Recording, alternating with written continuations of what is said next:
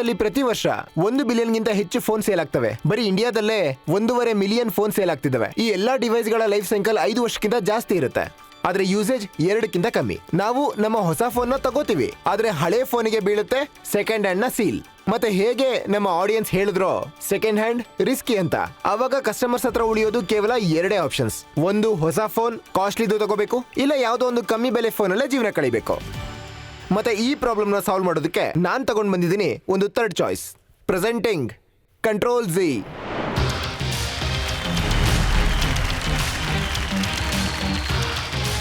Control Zee ನಲ್ಲಿ customers ಸಿಗುತ್ತೆ premium renewed devices.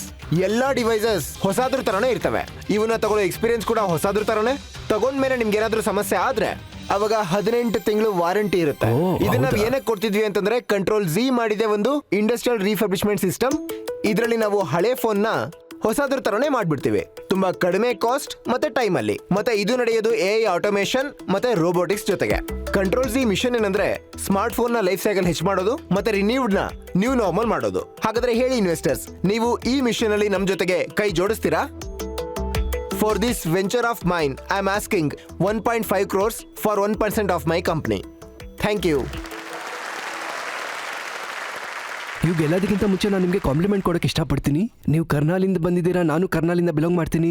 ಕರ್ನಾಲ್ನಲ್ಲಿ ಇಂಥ ಆಂಟರ್ಪ್ರಿನರ್ಶಿಪ್ ನೋಡಿ ನನಗೆ ತುಂಬ ಖುಷಿ ಆಗ್ತಾ ಇದೆ. ಸೊ ನಾನು ನಿಮ್ಮ ಕಾನ್ಸೆಪ್ಟ್ನ ಇನ್ನೂ ತುಂಬ ತಿಳ್ಕೊಳ್ಳೋಕೆ ಇಷ್ಟಪಡ್ತೀನಿ. ನೀವು ಇದನ್ನ ಹೇಗೆ ಮಾಡ್ತೀರಾ ಅಂತ. ನೀವು ನಿಮ್ಮ ಫೋನ್ನ ಆನ್ಲೈನಲ್ಲಿ ಖರೀದಿ ಮಾಡಿ ಅಥವಾ ಆಫ್ಲೈನಲ್ಲಿ ರಿಟೇಲರ್ ಹತ್ರ ಹೋಗಿ ತಗೊಳ್ಳಿ. ಅಲ್ಲಿ ನಿಮಗೊಂದು ಆಪ್ಷನ್ ಸಿಗುತ್ತೆ, ನೀವಲ್ಲಿ ನಿಮ್ಮ ಹಳೆ ಫೋನ್ನ ಮಾರಬಹುದು. ನಾವು ತುಂಬಾ ಕಂಪ್ನಿಗಳ ಜೊತೆ ಕೆಲಸ ಮಾಡಿದೀವಿ. ಆ ಕಂಪ್ನಿಗಳ ಜೊತೆ ನಾವು ಡಿವೈಸಸ್ ನ ತಗೋತೀವಿ. ಡಿವೈಸಸ್ ನಮ್ಮ ಹತ್ರ ಬಂದಾಗ ಅದನ್ನ ನಾವು ಫೆಸಿಲಿಟಿಗೆ ತರ್ತೀವಿ. ಅದು ಗುರ್ಗಾಂವ್ ಅಲ್ಲಿದೆ.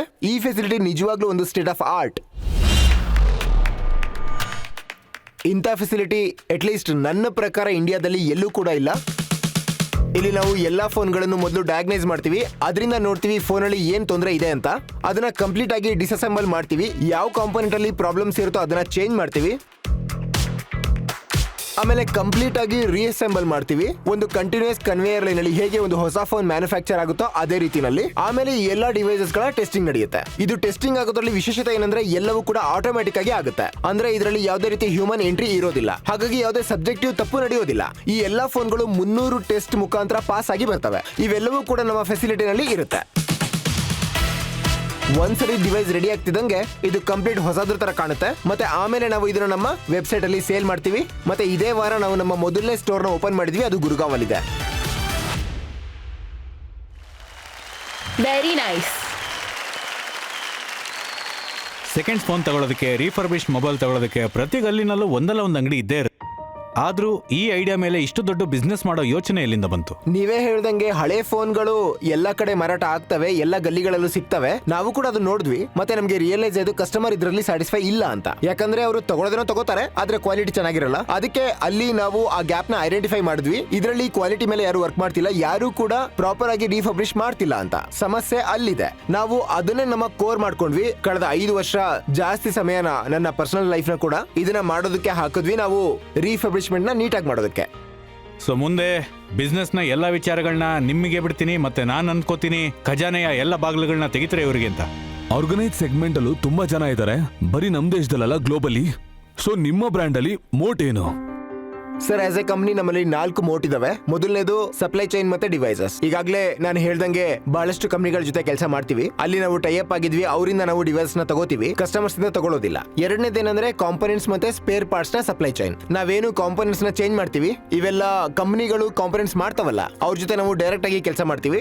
ಬ್ಯಾಟರೀಸ್ ನ ಅಥವಾ ಡಿಸ್ಪ್ಲೇಸ್ ನ ಅಲ್ಲಿಂದ ತಗೋತೀವಿ. Third is the facility and entire process of the refurbishment. ನಮ್ಮ ಟೆಸ್ಟಿಂಗ್ ಫುಲ್ಲಿ ಆಟೋಮೇಟೆಡ್ ಮತ್ತೆ 300+ ಟೆಸ್ಟ್ ನ ದಾಟಿ ಬರುತ್ತೆ. ಇದೆಷ್ಟು ಅಡ್ವಾನ್ಸ್ಡ್ ಅಂದ್ರೆ ಅಷ್ಟು ಅಡ್ವಾನ್ಸ್ಮೆಂಟ್ ಹೊಸ ಫೋನ್ ನ ಮ್ಯಾನುಫ್ಯಾಕ್ಚರಿಂಗ್ ಟೆಸ್ಟಿಂಗ್ ಅಲ್ಲಿ ಕೂಡ ಇಲ್ಲ. ಇದು ಆ ಲೆವೆಲ್ ನ ಟೆಸ್ಟಿಂಗ್. ಇದು OEM rated test basically. Lastly phone ready ಆದ್ಮೇಲೆ ಎಲ್ಲಾ ಡಿವೈಸಸ್ ಗಳನ್ನು ಕೂಡ ನಾವು ನಮ್ಮ ವೆಬ್ಸೈಟ್ ಇಂದ ಡೈರೆಕ್ಟ್ ಆಗಿ ಕಸ್ಟಮರ್ಸ್ ಗೆ ಮಾರ್ತಿದೀವಿ. ಇದು truly D2C in terms of our sale. ಅಲ್ಲಿ ನಾವು ಕನ್ಸ್ಯೂಮರ್ ಬ್ರ್ಯಾಂಡ್ ಕೂಡ ಮಾಡ್ತಾ ಇದೀವಿ, ಮತ್ತೆ ಅದರ ಜೊತೆ ರಿಟೇಲ್ ಕೂಡ ಬಿಲ್ಡ್ ಮಾಡ್ತಿದೀವಿ. ನನ್ನ ಕ್ವಶನ್ ಸಿಂಪಲ್. ನೀವೇನ್ ಫೆಸಿಲಿಟೀಸ್ ನ ತೋರಿಸಿದ್ರಲ್ಲ, state of the art understanding ಆಗುತ್ತೆ. What is the total investment ನೀವು ಇದುವರೆಗೂ ಮಾಡಿದ್ದೀರಾ? ಇಲ್ಲಿವರೆಗೂ ನಮಗೆ 8 ಕೋಟಿ ಖರ್ಚಾಗಿದೆ. 8 crores ಇಂಟು ಬಿಲ್ಡಿಂಗ್. ಎಸ್. ಮತ್ತೆ ನೀವು ಕಳೆದ 5 ವರ್ಷದಲ್ಲಿ ನೀವಿಲ್ಲಿ YOY ಅಲ್ಲಿ ಟರ್ನ್ ಓವರ್ ಎಷ್ಟಿದೆ ನಿಮ್ದು? ಕಳೆದ ವರ್ಷ ನಮ್ಮ ರೆವಿನ್ಯೂ 13.8 crores. ಮಾರ್ಜಿನ್ಸ್ ಏನಿದೆ ಈ ಬಿಸ್ನೆಸ್ ಅಲ್ಲಿ? ನಮ್ಮ gross margin about 22%. Gross is 22. ಮತ್ತೆ ನೆಟ್ ಸರ್ ಇವತ್ತಿನ ಪ್ರಕಾರ ನಾವು we are break even on net level. ಅಂದ್ರೆ ಫಂಡಿಂಗ್ ಅಲ್ಲಿ ನೀವು 2.5 crores ಹಾಕಿದ್ದೀರಾ. ಅಂದ್ರೆ ನೀವು ನಿಮ್ಮ ಸ್ವಂತ ದುಡ್ಡನ್ನು ಹಾಕಿದ್ದೀರಾ ಇದರಲ್ಲಿ. 6 ಕೋಟಿ ನೀವು ಫೆಸಿಲಿಟಿ ಮಾಡಕ್ ಹಾಕಿದ್ದೀರಾ. ಇಲ್ಲ ಸರ್, ನಾವು 11 ಕೋಟಿ 50 ಲಕ್ಷ ಈಗಲೇ ರೈಸ್ ಮಾಡಿದೀವಿ.